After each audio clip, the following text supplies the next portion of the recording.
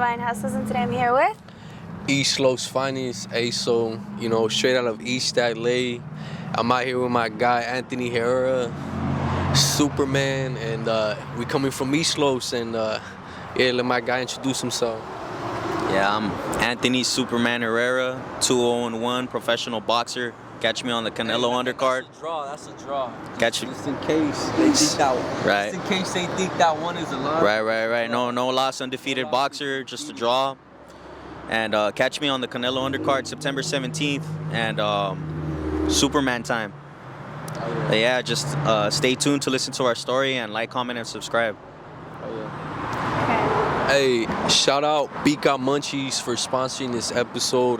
Go check them out on the gram, TikTok, Facebook at Pika Munchies, P-I-C-A Munchies. They got their website, pikamunchies.com. And yeah, man, shout out Divine Hustles. Remember, don't forget, like, comment, subscribe, and we out here. All right, tell them what you do. Shit, man, what don't I do? What don't I do? I mean, I come from East Los, so I mean, most of y'all know it as a, for what it is, but man, there's a lot of hustlers, just like Divine Hustles, the name. Man, I must have been 14 when I first wanted to get really into music. I make music, that's really what I first started doing. And at 14, I was like, man, I'm trying to get in the studio, and all I had was a laptop. And it wasn't even mine, it was actually my older sister's fucking Mac computer. And I just put on a YouTube beat and I started recording myself, and I was like, man, it's just pretty cool. And for some reason, I guess YouTube was kind of becoming a thing where I was like, man, I'm gonna start uploading on YouTube. And this was trip out. This was still before it became trendy to do YouTube. It must have been 2012, 2011. I was a kid, and sure enough, I liked it, and my parents were like, hey, do some fucking corrido music, do some fucking norteño, some shit, like you're Mexican, like you're doing, moreno music, and I guess you could say black music, whatever you want to call it and shit, and I'm not trying to say it in a racist manner, but that's just how we've always known it as, and it's founded in New York, and shout out to them. Raza's out here getting in the mix now, and they were tripping like, hey, why the hell are you doing rap? Like, and they didn't believe in me that I was like, what the hell? Like, I tripped out I was a kid, because anything I wanted to do, like say play a sport or something, they're like, oh yeah, we do. And they were like, nah. So I actually started selling tortas at 14 in high school, and I used that money for studio time. And at first they wouldn't even want to take me to the studio as a kid. I ended up taking the bus to Koreatown for like about an hour and a half. And I was a kid, and just traveling from East Los, passing Boyle Heights, downtown to Koreatown, and I recorded my first song, and then from there, man, I fell in love when I hopped on the booth. And I actually was going at first, trip out, my first encounter with him, I was gonna buy a mic from him. Now that I remember, and I'm digging up, and I seen he had a studio, and I was like, hey, let me record a song right now, and I did, and like I said, I fell in love from there, and I ended up going on tour as a kid still. I must have been 16. Shout out I Suppose. He was Fora's touring manager at the time. A lot of people, I guess in SoCal, might know Fora. And at that time, Devour, some people know Devour, ours out here too. Devour was on tour too with us. They're all fresh, bro. We were all kids. Fora must have been 16, I was 15. Devour maybe like around the same age, 17, if not barely 18. And I ended up dropping my first song at 16 called Lovers and Friends.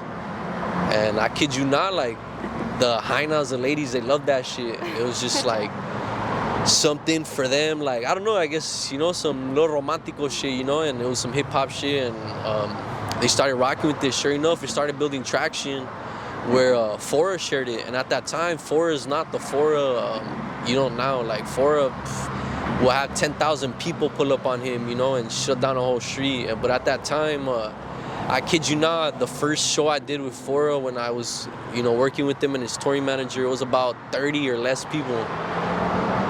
And if you see Fora now from 30 to 10,000, like damn, that's a level up. And yeah, we were all young getting in it. And sure enough, like the following year, we were all dropping music and Fora took off. And I happened to be around the mix with I Suppose that I got thrown in on the tour, and I was performing in front of like 500 people in 2012. The Request Your, what was it, Request Your City Tour, some shit like that. And shit, man, I started going on tour, and by the time I was like 16 and a half, 17, I was like, you know what, like, I got my shit kind of popping too, like, I'm gonna do my own tour. And yeah, I headlined my own tour with my guy, Mike Theory. Homie was a little older than me, so he was able to do all the signing for like the venues we were doing. We were doing fucking Zumba fucking shit, bro. Like the grind was real. We were like, fuck that. We're not gonna pay for no expensive ass fucking venue, $300. We did our first show in fucking Van Nuys actually. We paid, I think, like, it wasn't even that much though at that time, but for me, I was a kid, I was like 150 for like 4 hours. So we ended up staying, I think, like 6 hours, so we had to cough up like 250 after all. And we're like, fuck that, we can't do that every fucking show. And I started calling Zumba. He was like, oh, I don't know, you trying to do Zumba? He was a little skeptical. And I was like, fuck it, I'll do the calls. And I kid you not, they're cheap as fuck. They're $50 for the whole night for a Zumba spot. So we ended up doing like 8 cities. We did, I think it was 5 shows and like 3 meet and greets. And shit, man, like I was selling like 300 hoodies in a month and a half. My merch was going like crazy. In the East Side, like, I guess I was getting known. I must have been in East LA, for sure, East LA. Quote me on that. I was the first fool out of East LA really doing rap, because if you know East LA, like, Morenos, like, in history, has been kind of like some tension where they've done racist acts, it just, what it was at that time, us going to South Central too, stuff like that, they'd be like, what the fuck are these Mexicans doing out here? And it just was vice versa, and me being at that time, a lot of people tripped out, like, what the fuck, do some corrido shit, because that was the thing and still is the thing, like, people fucking not even having a party, just to kick back, hire a fucking little grupo, and they still throwing it down. But hip-hop shows, like, they're not as common, but the artists, they slowly have came out, and at that time, like, ain't nobody, and still to this day, nobody to this day at that time has done it to the impact independently, solo, doing my tour. At the time when I was with Fora, I branched out, did my own thing, and I was a kid. It was probably like a 6-month thing, but I was doing my own thing already, dropping my own music videos, and it just was a level up to my career at that time. And once I took it solo myself, like, man, I was flipping merch, and next thing you know, I turned 18 and fucking I get lung surgery. Shit hit the fucking fan. And you're smoking? Yeah, the doctor told me I go back to my normal life. Shout out Dr. Nuko. I motherfucking took care of your boy, and I ended up getting air bubbles on my lungs, trip up. Because before I was into rap heavy, I was going to flyer parties as a kid, like, I was doing Nas, I was selling Nas, I was throwing house parties as a kid. Once I entered high school freshman year, I would holler at all the, the fine breezies and be like, what's up, promote it, let's do a fucking shit. And sure enough, and I would do Nas, and I thought it was cool. I guess you could say a lot. You see it a lot now on the gram, and straight up, like, I'm gonna be the first fool to say, like, nah, Nas ain't cool, my boy. Like, you'll get fucking, shit will hit the fan where your lungs, thin out. And Nas is fucking strong, I guess whatever type of fucking liquid or whatever the fuck it is, like, it's kind of like dry ice. So I ended up like thinning out my lung, and I got like nipples like fucking like a tire. When a tire has a nipple, that kind of happened to my lung. And yeah, at 18, that shit hit the fucking fan, and I stopped making music. And after 18, like rap, like was out the gate. Like I couldn't physically rap. I only recorded one song post surgery, like fresh out, which was Islos, which still ended up doing good numbers right now, so at over 100K on YouTube. But after that, like mentally, like I didn't feel good being in the booth no more. Like I would record and I'd be sore for like 3 weeks straight. My lungs just weren't the same no more, and I was like, damn, like that's really it. Like, and I tried it. I kid you not, I recorded that Islo song and it did good, but for like a year after, I was trying to record again and It wasn't sparking? my lungs just wouldn't let me. When I did that song, Islos, like it was a straight sapote. I was probably depressed for like a year or two, trip out. From 18 to 19, I was probably like, damn, straight recovering. And I got in the booth and just booked a studio session and was there for 12 hours recording one song.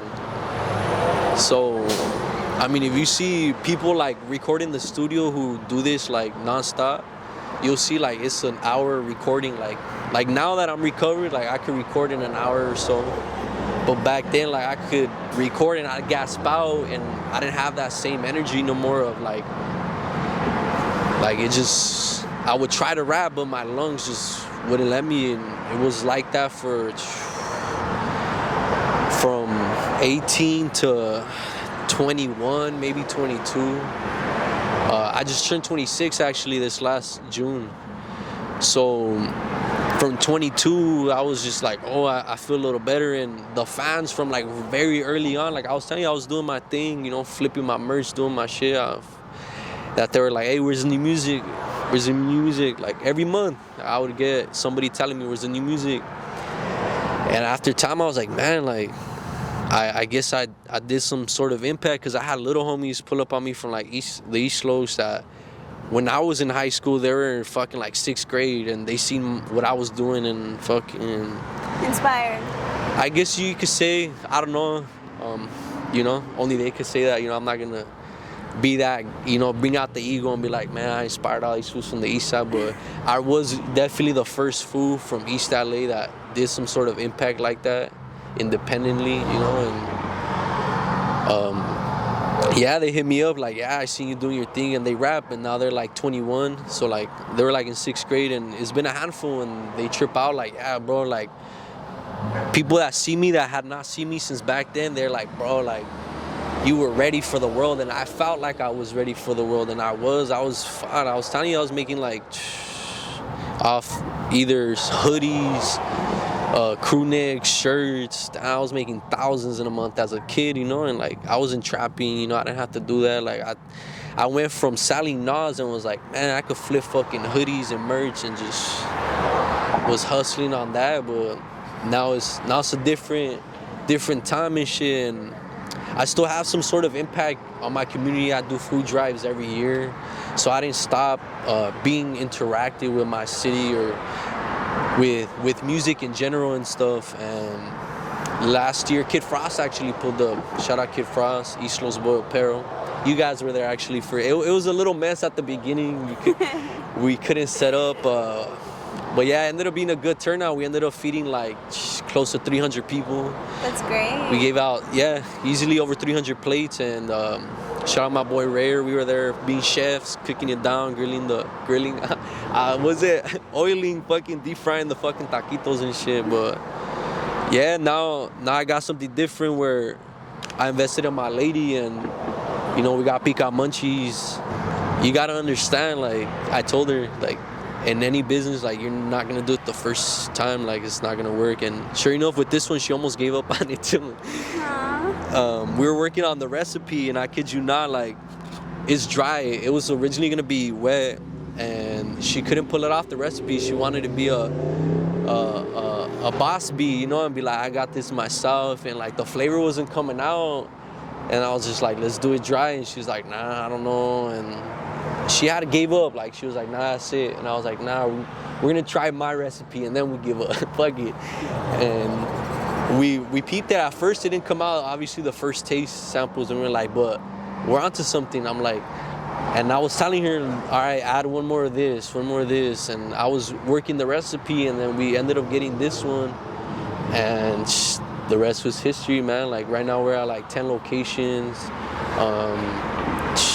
Our online store, you know, we be doing our thing. It helped me buy my first car off the dealer without asking for pay stubs. You know, there was like, say less. And it's definitely helped out with music too. Now it's gave me like a different, how do you say it? Like I'm not just a rapper no more. You know, I'm on my entrepreneurship, back to my torta selling days, you know. And, you know, I graphic designed this, you know, with her approval. She was like, ah, that's cool. But, you know, I actually would graphic design my clothing as well at that time. But yeah, that's pretty much a quick little rundown on a quick one of Asol, East Los Finest, and what I do. You know, I'm an artist. You know, I'm invested, you know, with my lady partners, Pica Munchies LLC. So we legit, you know, Uncle Sam, we out here gonna pay our taxes. And, you know, shit, let's see what we got next. Yeah, I love that because you're like selfish but selfless. Selfish in the sense that you're doing this for yourself, this whole business, this grind, but selfless because I see you out here with these for the community, all the food drives that you do for the community, so that's great. Yeah. What inspired you to want to keep going, even after the whole depression and all that? I mean, after surgery, man, like, damn, that shit was sad. Like, it's crazy. Like I can hear some corridos that talk about like how, you know, times are different, and shit, times are real different. Cause at that time, like, I didn't know how long, you know, this life, you know, was gonna be. Like, it was just like, damn, that's it. Like, that's it. And I just, you know, power of grace to God, and I just told him, like, you know, I want to keep doing this gift you gave me in life. I want to continue doing it, and, you know, just gave him my full belief, and just, you know, and just, I don't know, but I came out of this shit, and it's been about 8 years, and thankfully nothing has came, you know. And what was crazy is when I first got my lung incident, 2 months later I went back to the hospital. So imagine that, like, you just found out some shit and they're like, oh, nah, like, it's just like a air bubble. Your body's gonna naturally heal.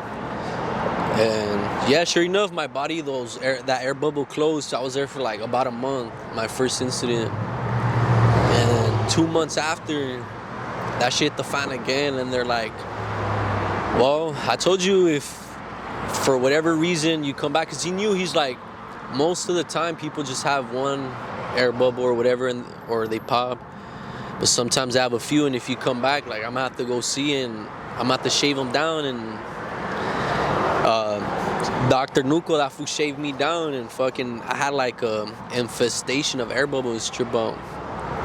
And I don't know, just after going through that, like, and pulling through and having a daughter right after, like, my daughter really fucking gave me a reason to want to live, really, because, I mean, just let alone, I didn't know if I was going to live, you know, the next month after that, you know. And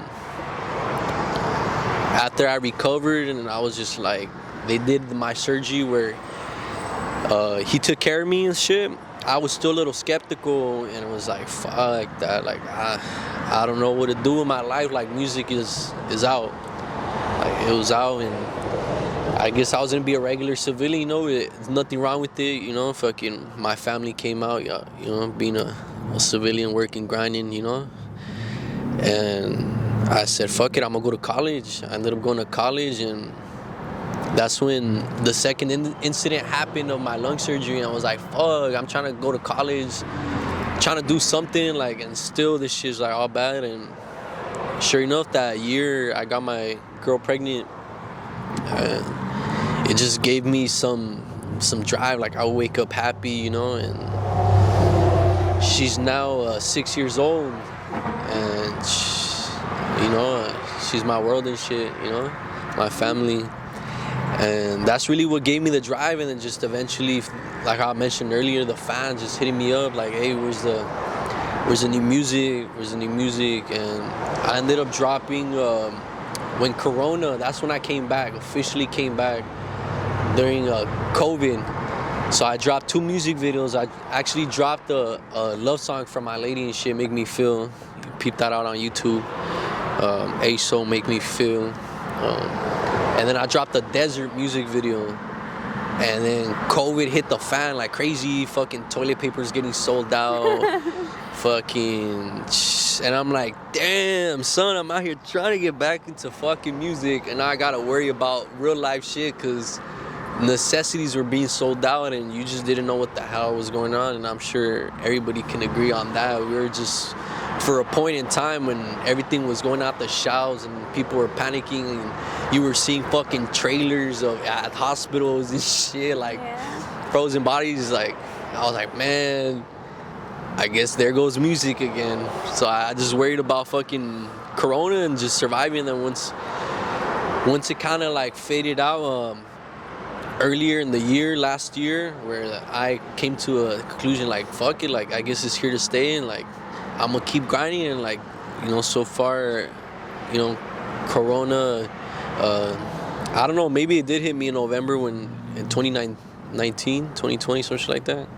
But as of now, I've been good. But yeah, during COVID, fuck, I'm out here all fading. Shit, but yeah, during COVID, I ended up dropping those 2 music videos, and I guess you could say since then was it 2020 COVID, I dropped 2 music videos, and then this year I really came back and I dropped 3 music videos,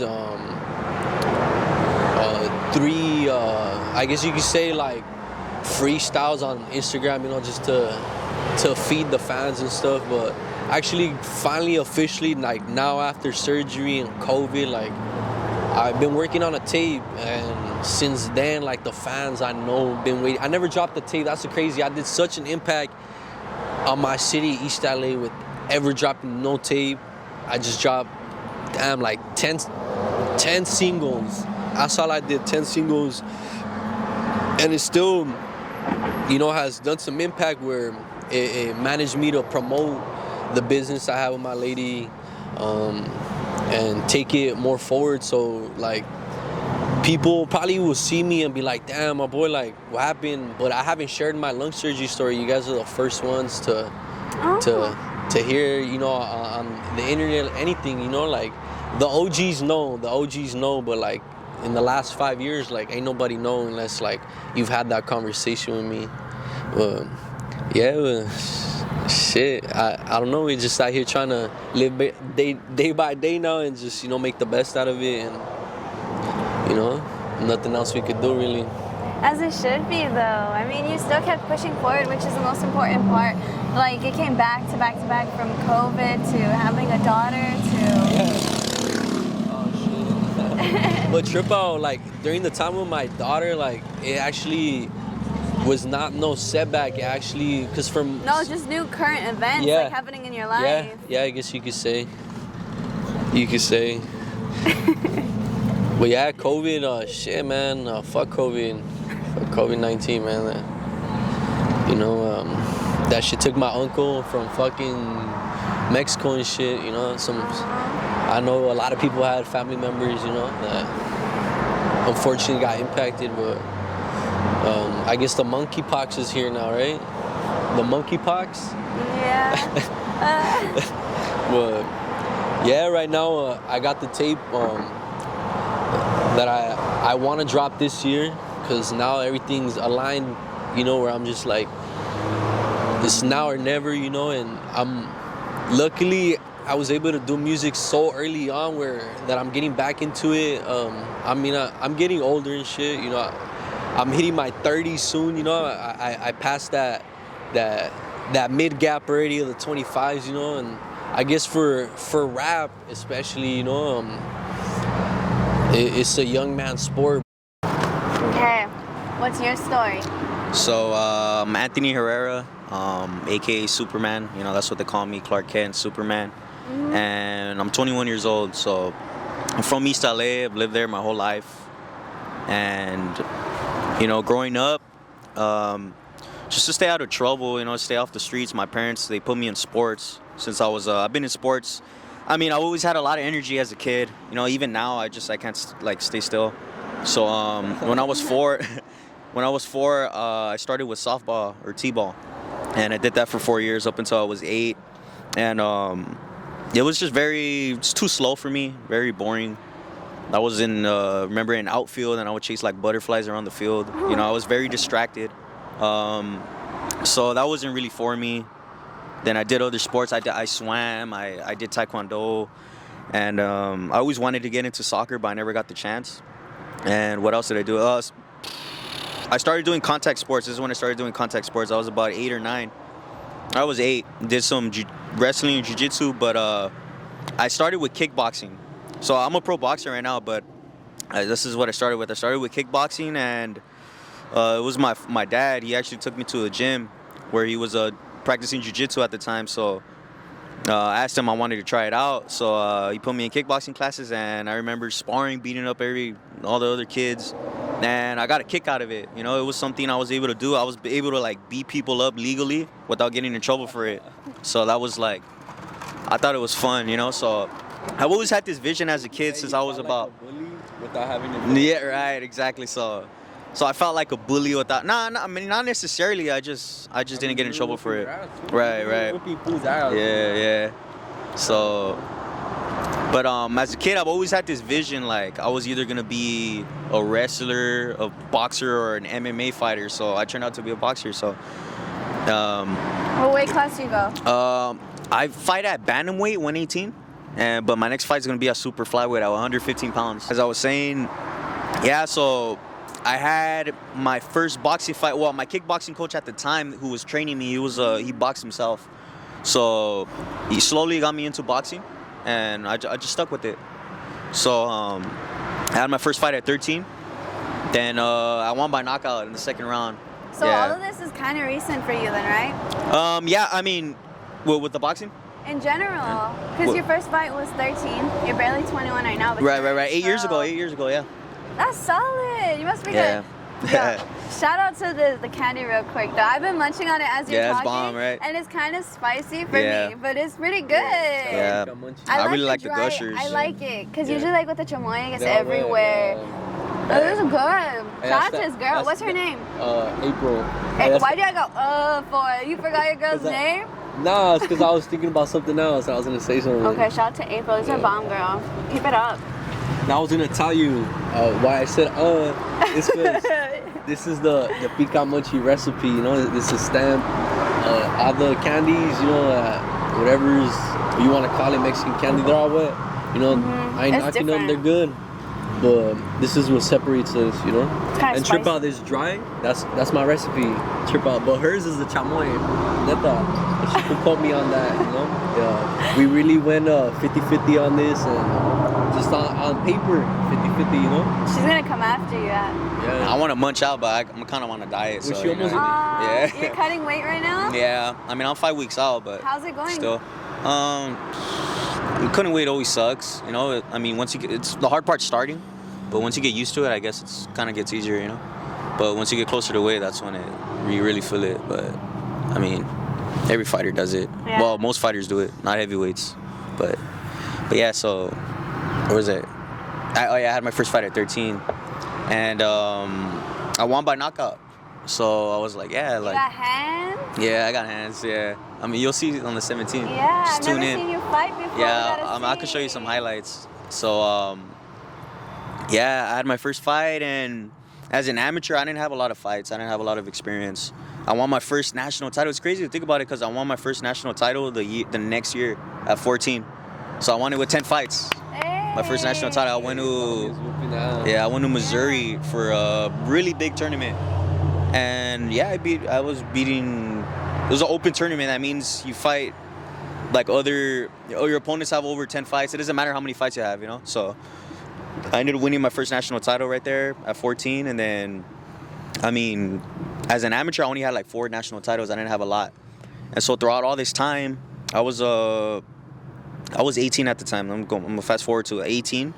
and I wanted to turn pro because I felt like, I just wanted to get my pro career started. And it was around the time there was this tournament in the amateurs because we were heading into the Olympic year, which was 2020. So there was this tournament.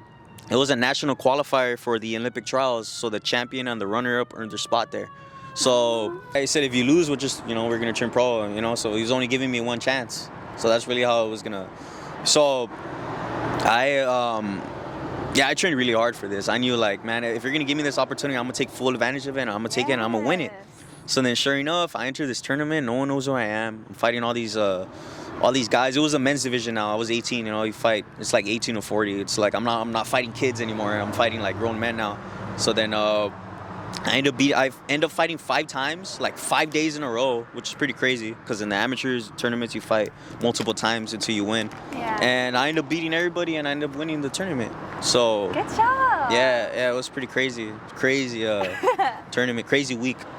And I got my spot in the Olympic trials. So then I go to the Olympic trials, and after all of that, it's a complicated process, but I ended up making my spot on the Olympic team.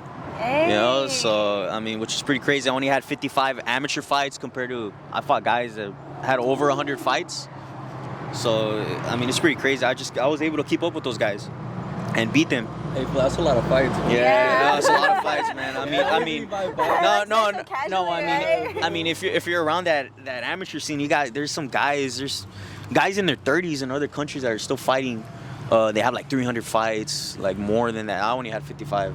So that's what I ended my amateur career at. So once I made the trials, I probably had like 30-something fights. Oh, that's good. Yeah, so then I made the team, and then I go overseas, and I'm like, traveling like pretty much like Europe. I want to say Europe. And then this is around what was it? February 2020. We're getting ready for a qualifier in Argentina to actually qualify for the Olympics. So I had to be top 5 in my weight class. So that meant I had to win about 3 fights. So we were all locked in, and then we get the news that there was a COVID outbreak or whatever, and then this is the first lockdown. Mm-hmm. So then we all get sent back home, and everybody feels a certain type of way about the situation, especially because of the work that we put in. Uh-huh. It was like very hard work and very time consuming. Being away from my families. I missed out on so many events. I made so many sacrifices. Just I can't even. But that's what it's about, though. It's tough though. There's a price to pay. It's tough. Uh-huh. So then we get sent back home, and then the Olympics get postponed for a whole year. We get the news, right? It gets postponed for a whole year.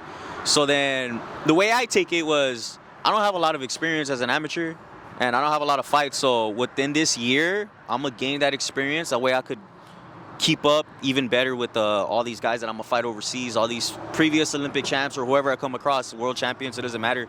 I'll be able to keep up with them. So that's the way I took it. So then throughout this year, the experience is just messed up. It's completely different. Yeah, we're traveling. Yeah, we're going, and we enter about 3 tournaments. But there's so many protocols. There's so many times I've been quarantined just because, not even because I had COVID, because of contact tracing and all this stuff that. So our experience was like really affected, like in a very not so fun way. It wasn't the best experience, and there was a lot to it that I can't really get into right now, but. We fast forward a year, and we're in the same situation, right? We're heading into the qualifier once again in Argentina. It's, what is it? I think it's April of 2021. This was like a little over a year ago. And same thing, sure enough, 2 weeks out, there's another breakout in Argentina. So it gets canceled again for the second time. So it's like, man, we got to go through this again. But this time, since it was so close to the Olympics, there was no other way we were able to get our spot. So that was like really it for us. Like the way some of my teammates qualified was because they had ranking points from the previous years. So which meant like they had they got those ranking points from I wasn't even on the team at the time, because I was like still kind of new to the team. So that pretty much meant I was screwed. I couldn't do anything about it. So that was it for me. That was it for me in the whole Olympic thing, and I was devastated. No one knows how. Like I was depressed, man. You trained basically. Right, and I just felt like I spent a whole year to prepare when I just got the door slammed in my face, you know? I went up like a bunch of steps. This is how I felt. I really felt like that. I went up a bunch of steps. As soon as I got to the door, it just slammed it in my face. That's really how I felt like. Everything I worked for, I felt like it went down the drain, you know? And no one really could really understand that except for myself, you know, because or my parents, because we've been through a lot to actually try to make this happen. And yeah, I mean, to this day, it still hurts, you know, even just talking about it, because I don't understand why that had to happen. I just felt like it's funny to say, but I felt like really stupid, like telling people like, yeah, I can't go because of COVID. But You know, it's not your even fault. right, but I don't take it that way. I take it like, I would have much rather like lost in the tournament than have this happen, you know, because I didn't get the opportunity. You know, I didn't get that chance, so Yeah. I felt like I deserved that chance. Well, you know, I mean, you something. can show them this upcoming fight. Of course I can, but I'm in the pros now. I'm in a completely different scene. You know, I'm not. It's not What's the that amateurs like, anymore. Transitioning from amateur to Well- getting Olympics to now pro. Well, I mean, it wasn't too much of a difference because the amateurs was kind of semi-pro. I was fighting without headgear. I mean, I was fighting with 10-ounce gloves, a little bit bigger than I do now. But I did have that pro style back when I was an amateur. You know, I'm training with world-class trainers, very good pro coaches. So I already had that style. So I mean, it was not too much of a transition, but of course the pace, the time, the gloves are smaller. I'm wearing 8-ounce gloves. You feel your punches more. You feel the knuckles. So that's mainly the biggest difference. But yeah, after that, I mean, after all of this happened, I turned pro November of 2021, and it was very last minute this happened, but it was really like just an event so I could showcase my skills and show the world like really who Superman is. So I turned pro, and I was put on the Teofimo Lopez and Camboso's undercard in New York City at the Okay. Madison Square Garden. So I was like, okay, this is off to a good start. And I was just there, and I went, and I took care of business. I stopped the guy in the second round. So this was on a matchroom boxing card. That's the promoter's Eddie Hearn. So he liked what he saw, and then sure enough, on my second fight, I ended up signing with Matchroom. So now I'm right. It was there. That was in San Diego. I actually walked out to East Los Finest, one of his songs. So yeah, he was so sitting front sweet. row. He was sitting front row. Yeah, so it was a good event. Oh, that's sick. Yeah, so and then yeah, I'm heading into my fourth fight now. I'd like to ask this question: what is it like being an adult? An So based adult? off of your experience, what would you say? What's it like being an adult? I always wondered that as a kid. Right? What is it like being an adult? But Right? I just feel like a big kid. I don't know.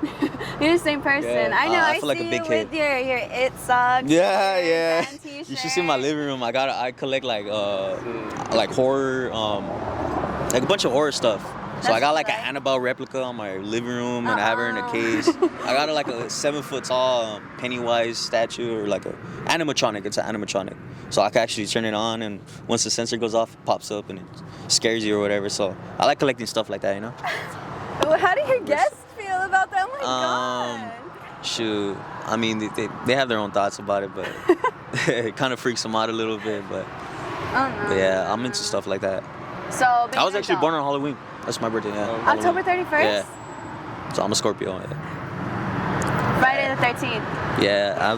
No, me. It's my hat. Me. Friday the 13th. No, I am. That's mine. Oh, really? Yeah. What? November 13th. November 13th. Damn, that's crazy. How does that feel like? Well, everybody always assumes I'm so bad because I'm Scorpio, this, and that. But I mean, it's like whatever. Yeah. What about being Halloween? That must have been crazy. You had a lot of candy, right? And then, like, how did you? Yeah, I You guess gotta so. dress up every I guess so. birthday. Yeah, right? Yeah, you're right. I do dress up, Cool. but I guess that's why you're in tune with all that. yeah. Like creepy stuff, right? Yeah. That'd be sick. I have all that creepy stuff at home. What about you? Yeah. What's it like being an adult? Oh my Shit, I don't know. I guess sometimes you could say stressful because you know you want more. I think that's the hardest part about being an adult. You just want more and you want better. You know. I think that's the hardest part. And sometimes, you know, we put too much stress on ourselves where we feel like we're not doing enough, or we think some of our family member circle, we should, can I say, meeting expectations, I guess. As an adult, will put a good toll on you, and, you know, just fuck all that shit, you know, and just write it out, you know. You can only live day by day, and as long as you feel good, but just wanting better for yourself. Yeah. Really. I like that. So I love that you guys have to share everything about your story from beginning to where you're at today. Let's get your overall goals. What's your overall goal? Personal overall goal. My overall goal, straight up, is leave a legacy behind to my family for generations to come, you know, and shout out my lady, you know, we're onto something, you know, and you know, something that's passive income where you don't gotta be like, rap is cool, you know. I want to fucking spicy shit from the candy. I'm out here. I told you spicy. But yeah, I can take one. I'm out here. I'm at choke. Whatever one. Nah. I'm off faded. I'm not gonna catch that shit. Yeah, I get that. What? Overall.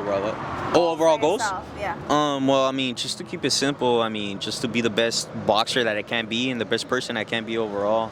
I mean, there's a lot I want to do in boxing. I'm talking about divisions, winning world titles there, but I just start off, you know, just take it a fight at a time. That's really all I can do. I mean, I got my whole career ahead of me. And then after boxing, you know, maybe get into acting or something like that. I don't know. I want to have fun. I want to have some fun, and then, right. So we'll see, but I mean, just pretty short and sweet. Just be the best that I can be, not only in boxing, but I guess in life, whatever. So as a person and everything. Sounds good. Okay. Can we get a message to hustlers following their dreams? Yeah, so hustlers following your dreams, just keep chasing those dreams. I mean, don't let anything stop you. Of course, you're going to have some hiccups, but just keep going after them, and don't let anything really stop you. I feel that. One thing I would say is, if you feel it and like you want to do it. You know, who the fuck cares if people think you crazy, if your idea is crazy? Fuck all that. If you feel it, do it. And then my last message to the youth. To the youth, damn. Well, I'm a so good example to the youth. You do a lot of community things. I do, but still, I mean, I smoke weed, you know, that's a bad example for the kids. It grows from the ground. As long as you're not doing Nas anymore, then you're chilling. That's better than I'm sponsored by weed. All my sponsors are like weed. Hey, shout out Yerba LA and Puff LA and what is it? Elite Garden. But a message to the youth. Shoot. What can I say to the youth? Damn, I gotta dig in my head right now. I'm trying to dig in my head. I mean, I did some Nas. I smoke weed, so I gotta dig in my head right now and think of young Asol. What age would you say to the youth? Like, I mean, it doesn't matter. Technically, him and I are still part of the youth. I feel like the youth doesn't. I always say the youth for me is like under middle school. Like, to be honest, like that's what are you saying to the young men and children, to the young men and children, to the young adults and children. What I would say is stay focused. Don't lose track, you know, and as long as you focus and you believe in yourself, you know, that's it. Ain't no stopping. Yeah. Good.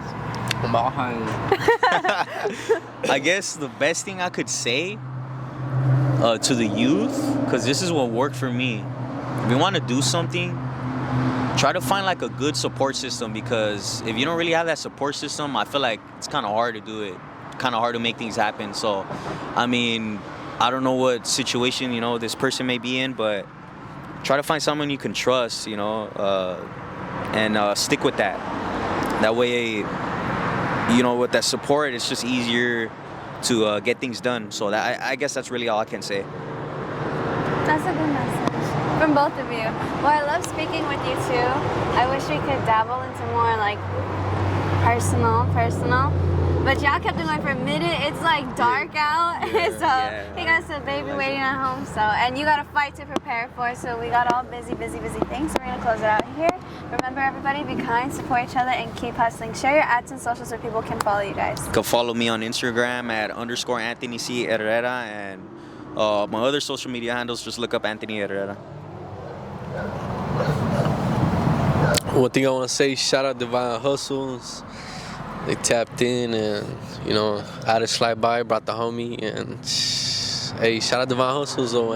But my gram is East Los Finest, Beak Out Munchies. Yeah, we out here, man. Yeah. Peace. Be kind, support each other, keep hustling. Bye.